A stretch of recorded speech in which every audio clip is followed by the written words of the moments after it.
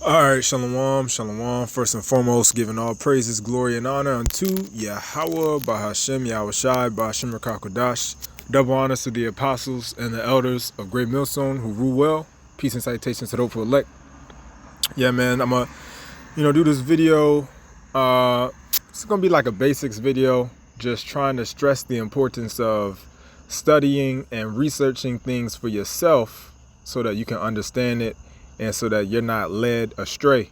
All right, and this video is mainly for a lot of you you people that may be new to this truth, maybe new to the doctrine, or you're just now hearing about being an Israelite, or maybe you're in other camps, whatever. The whole point being, this video is to the hopeful elect, no matter how new you are into this truth.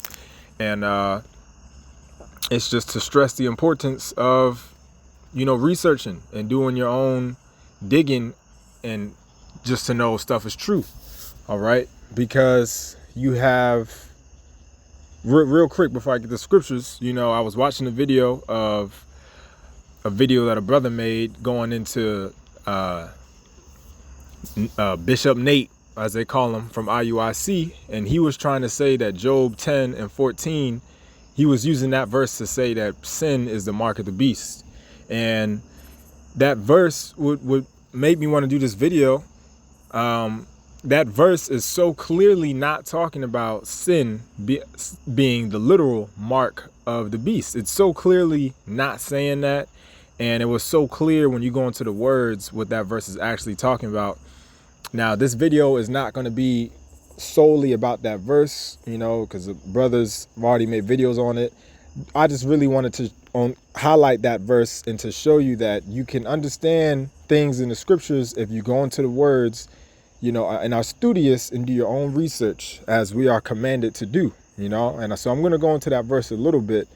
But yeah, I just wanted to show, the importance of looking up words, all right, and being studious in this truth, man, to understand the basics. Now, this is, real quick, this is 2 Timothy 2 and 15.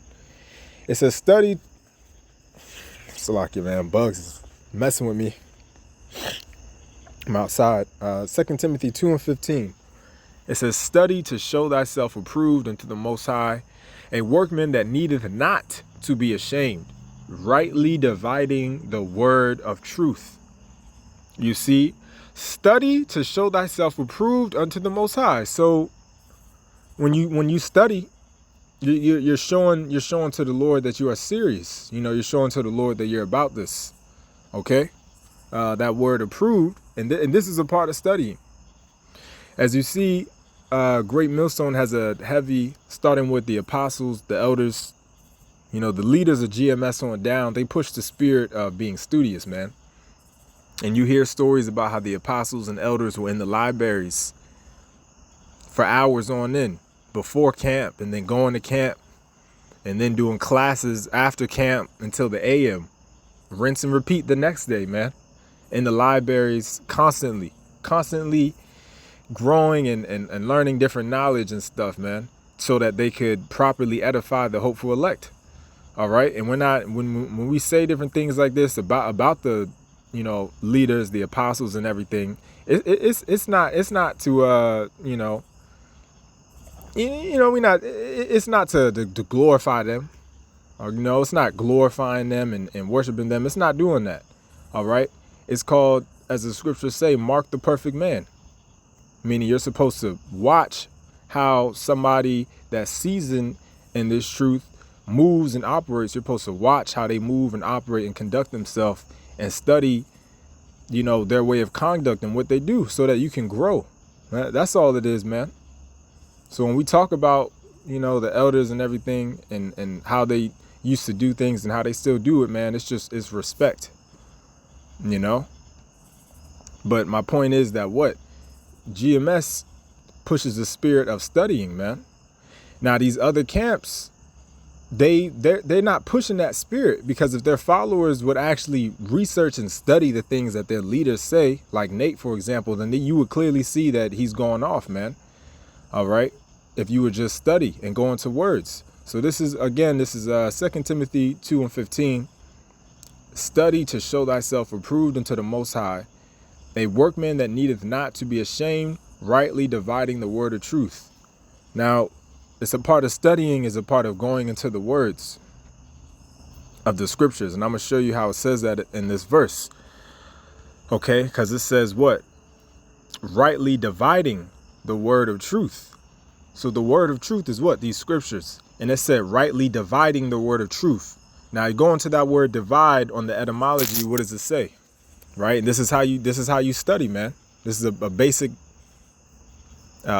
lesson on how to study for yourself, so that you can understand the knowledge and you're not just mimicking what somebody else said. No, you want to actually understand this for yourself, so that you can break it down how you would break it down, and not just be mimicking other people, right? So this is the word divide.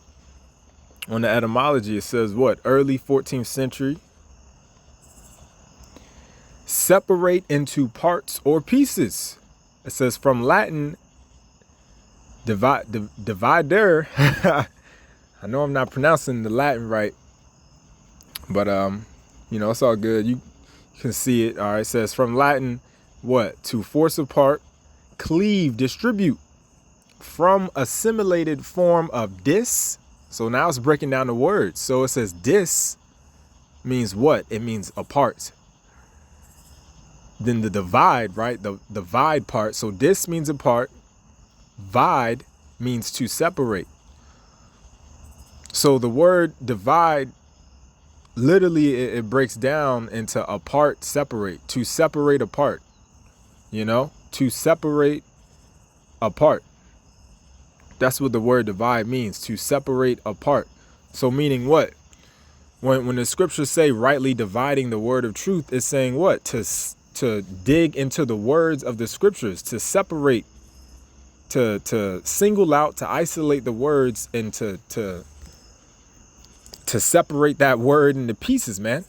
Meaning what? You go into what the words say. Right? That's literally what divide means, man. Divide means to cut into pieces, to separate into pieces. Just like how we broke down the word divide, which it goes into what? Apart, and then to separate. It says from a assimilated form of dis, which is apart, and then videre, which is to separate, because it goes back to the Latin word dividere. I'm saying that wrong, but you get the point, man. And when you break down that Latin word, it's what? Apart, to separate. So to separate apart. So we literally just divided the word divide, right? We cut the word divide into pieces. All right. You separate into pieces or parses. Pieces or parts. So when the scriptures say rightly dividing the word of truth, you're supposed to what? Take these words and separate them into pieces, man. Meaning go into the words, divide the words, go into one word and divide it, separate each word, meaning break it down, break down the word into its different parts, conjunctions. I think that's the word, So you're supposed to be able to go into the words of these scriptures. That's one way of studying how you can understand these scriptures more. So with that being said, when you go into now that we know that we're supposed to do that, now that we know that this is how we study, so that you can, you're not led astray, right? You want to think for yourself, because we know that there's definitely some of the hopeful elect upon our IUIC, man, and the Lord's gonna take them out of there. The Lord's gonna let them come up out of that spell and see that they're being led astray.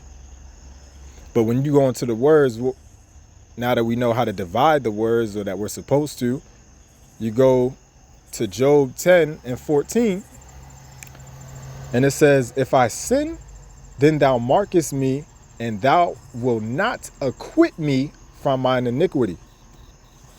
So it's clear as day that what? It said, if thou sin, then thou markest me. Go into that word markest. And this is just an example of how you can divide the word of truth. How you can study, You can dissect and take apart the words so that you can understand it. Because you shouldn't be led astray into thinking that sin is the mark of the beast simply from this verse, man. That shows that you're not studious and that you didn't even take the time to go into these words. Because if you would, right, we're going into the Hebrew on the Blue Letter app. The Hebrew for the word mark right here says what? It's 3 characters. So now we're actually dividing the word like we just read the definition of divide, to separate into pieces. So now we're actually dividing this word mark. You know, we're separating this word into pieces to understand what it is. All right, it's 3 Hebrew characters in this verse right here in Job 10 and 14. It's a shah, as you look at the top. Okay, it's a shah. That first W looking syllable is a shah, and then it's a ma, and then it's a ra, with a connector on the end of the ra, with a connector on the last syllable. So it will be what? When you put those 3 words together, saying it in the ancient Paleo Hebrew, it will be what? Shamar. Okay, shamar, sha, ma, and a ra, and when you put it together, it's shamar. And what does it say shamar means? What does this word mark, shamar, mean? All right, the word shamar in the Hebrew says to keep guard, to observe, to watch, to keep guard. So that's all the word shamar means. So we understand that because we studied a little bit. We went into the word on the Blue Letter. We went into we looked at the Hebrew word and we broke it down. We divided it. We understand how the word is formed in the ancient Paleo Hebrew, which is 3 syllables, Shah, Ma, and Ra. And we put it together and we know it's Shamar, which means to guard or to observe. So now when you have the proper context of that word mark, all it is saying is what? If I sin, then thou will, now let's replace that word mark to watch, okay? If I sin, then thou will watch me, and thou will not acquit me from mine iniquity. And if you go into that word acquit, then it says what? To be free, to be clear, to be pure. Okay? And that says those syllables are what? Dividing the words again, that's a na, kwa, and I believe that's a ha at the end, to be nakwa. Now this is also what you can do. I googled you got the modern Hebrew versus the Paleo Hebrew, because in the Blue Letter Bible it's the modern Hebrew. And you can if you know the ancient Paleo Hebrew, then you could just look up a little comparison. But this is the modern Hebrew I found online, and I'm just double checking to make sure I got the words right. So I know that that's a na, which would be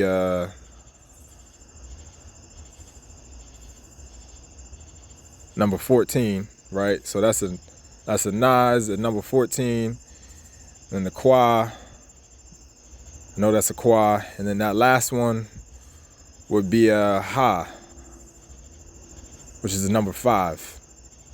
You know.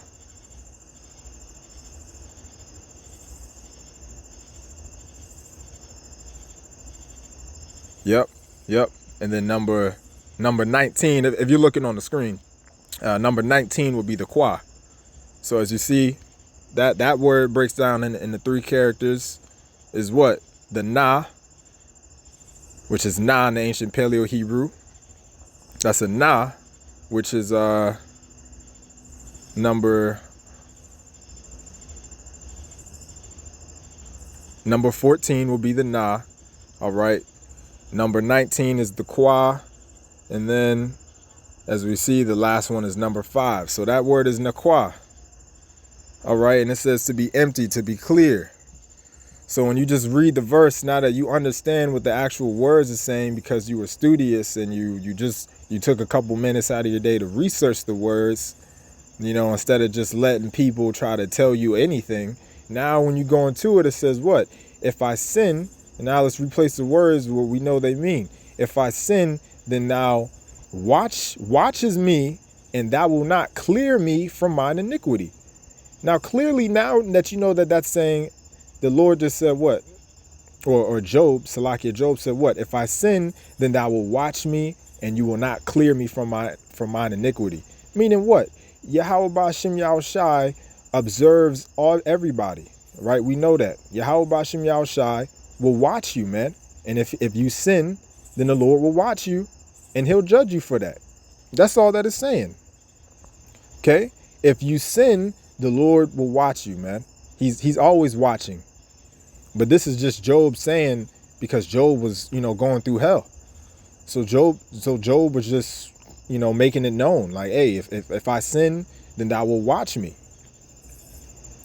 And he not gonna let you get away with doing no wickedness. That's why it says, and thou will not acquit me, thou will not clear me from mine iniquity. Meaning you're not just gonna sin and get away scot-free. Like, no, the Lord's gonna judge you for your sin, man. So that's all that verse is saying. And it's easy to understand when you rightly divide the word of truth. Okay? Because something that something that you understand is you don't want to, like Apostle Gabar made a video, this was years ago, talking about the levels of understanding and the truth. And he was talking about, I may be wrong in the exact order, but I at least remember the first two was like a monkey and a parrot. I forget the exact order of everything else. I know the highest was like a serpent. My point is, he said he was basically talking about, look, you don't want to be a monkey and a parrot. That's why they say monkey see, monkey do. And a parrot just mimics people. All right. A lot of y'all at IUIC, y'all are just like monkey see, monkey do, whatever the heads say. And you're just mimicking whatever they say. You're not actually researching it and trying to go into the words to understand it for yourself. You're just mimicking them. Whatever Nate says, you're just mimicking it like a parrot. Whatever they do, whatever they say, you're not even trying to understand if they're being truthful. You're just copying them like a monkey. And you don't want to be like that, man. You want to understand these scriptures for yourself. And I'm saying that to myself first and foremost, man. Because I remember hearing certain breakdowns and hearing it real quick. And then I'll speak on it and I'll just say exactly what I heard, not really knowing how to break it down for myself. I just remember the exact wording of what another brother says. So I'm just straight up copying what they said pretty much. Although it's true, but I couldn't break it down. I couldn't go deep into it and break it down because I was just staying surface level and mimicking them. And you don't want to do that, man. You want to go into these words and divide these words, man. And when you would do that, I'm gonna get two more scriptures, man. And again, this video is just basically telling you, trying to put the spirit out there if you're new into this truth, to go into these words, man. To research these words, learn the ancient Paleo Hebrew so that you can actually go into the words on the Hebrew. And then you got the online Hebrew and the lexicons so that you can break it down for yourself. You will understand clearly what the actual MOTB is. Okay, this is Revelation 13 and 16. And he causeth all, both small and great, rich and poor, free and bond, to receive a mark in their right hand or in their foreheads. And that no man might buy or sell, save he that had the mark, or the name of the beast, or the number of his name. Okay, now, clearly this is not talking about sin. All right, the MOTB, the mark, is not sin. Now, like we've been doing with all the other words, we're going to go into this word. So when you go into the word mark in the Greek, when you go into the word, when you try to divide it a little bit, when you go into the word, it's the Greek word what? Charagma. Okay? Charagma. And what does it say? For the outline of biblical usage, it says what? A stamp, an imprinted mark. of the mark stamped on the forehead of the right hand as the badge of the followers of the Antichrist.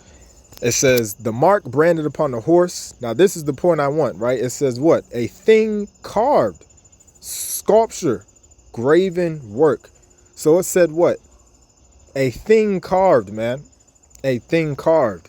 Now when you go into that word carved on the etymology, I thought I had it up, but it's all right. I'll just search it again. Now when you go into that word carved, because remember it said what? A thing carved, right? Now when you go into that word carved on the etymology, what does it say?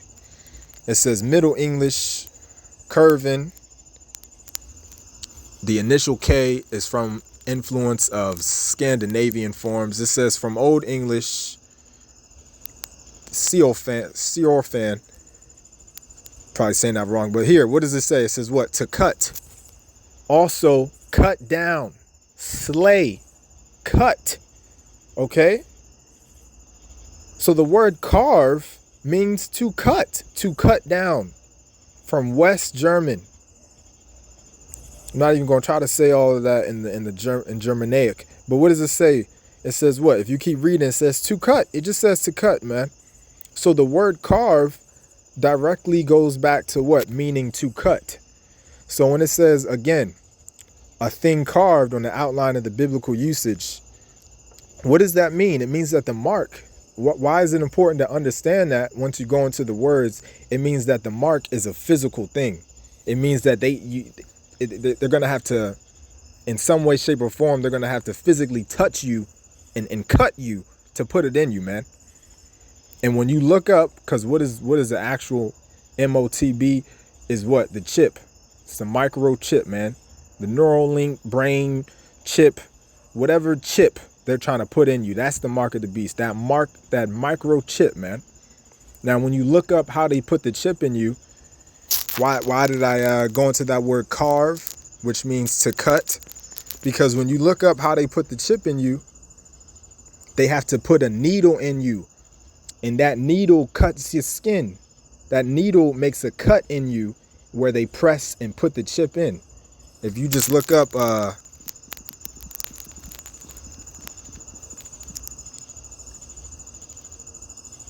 look, as you see, look, getting the microchip. Just Google that. Now, as you go to images, what? As you go to images, how do you see that people are getting it? Look at that. Look what he's about to do. He's about to cut his skin. It's clearly he's about to cut into that man's skin, is he not? He got a little metal thing and he's about to cut. He's about to cut and make a scratch in his skin. And what is the word carve? Again, it says what? It says to cut. When you read down, it says from gerb, from pi root, gerb H, to scratch. It says to scratch. So the very way that you get the microchip, they have to make a cut in you. They got to get the needle and they got to poke you with it. That's making a very small cut, a very small incision in your skin to put that chip into you. See, look what they're doing. These are people getting the mark, getting the microchip, getting the mark of the beast. Look, they're cutting the skin. So clearly when you rightly divide the word of truth and you go into the word mark, and when you keep going, when you read the word mark in Revelation 13 and 16, it goes back to what? Something carved, a stamp, an imprinted mark. And how do they stamp you and imprint that mark in you? They have to carve it in you, meaning they got to cut you in your flesh. So it's a physical thing. It's not sin. It's the mark of the beast is a physical thing that's going to be put into you, man. And that's clear to understand when you simply go into the words. Okay? When you simply go into that word, it's clear to understand the mark of the beast is a physical object. It's not sin. It's something that they have to actually cut. They have to make a small cut in you to put it inside of you. Okay, so the mark of the beast is the microchip. You can understand that when you go into the words because you're studious and you're rightly dividing the word of truth. Now, this is my last scripture.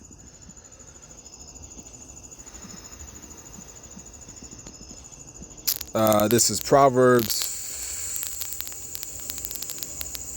14 and 15.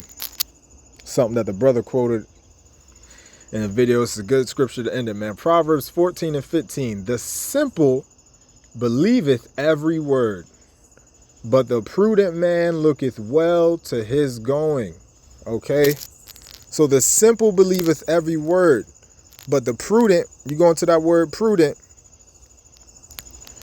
what's that say? I believe that's an I. I know that's an I. I'll have to look that up later. We're looking it up right now. I'll get it later. I believe that's an I renum. I could be wrong on that though. You see, I'm gonna have to go back and study this word. You know, look it up on the modern Hebrew, just compare it. But just for time's sake, you know, I'm just going to get the definitions. Now, I could be wrong. I believe it's I know that's an I renum. I think it looks like I renum. Could be wrong, though. So you should just go back and look it up for yourself. I'm going to do that after the video. But as you see, the word prudent, it says what? Subtle, shrewd, crafty. Okay?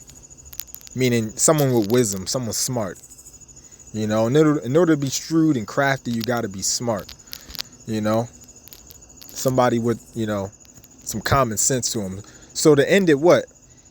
Proverbs 14 and 15. The simple believeth every word, but the prudent man looketh well to his going. All right. So you don't want to be simple, and you don't want to just believe everything that everybody says for you. You have to be prudent, and you have to look well unto your going. Look well into your going, meaning you're thorough. Okay, you're thorough with everything you do. You're thorough with everything you believe and everything you fully take in.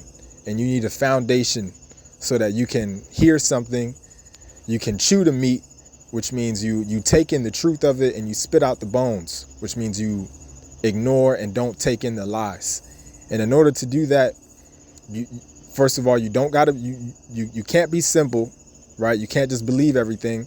And you have to be studious. You got to go into the words, man, like we did in this video. So Lord willing, this was an edifying video. With that being said, Lord willing, it was edifying. All praises to Yahweh Bashim Yahushai, Bashim Rakakwadash, Shalom.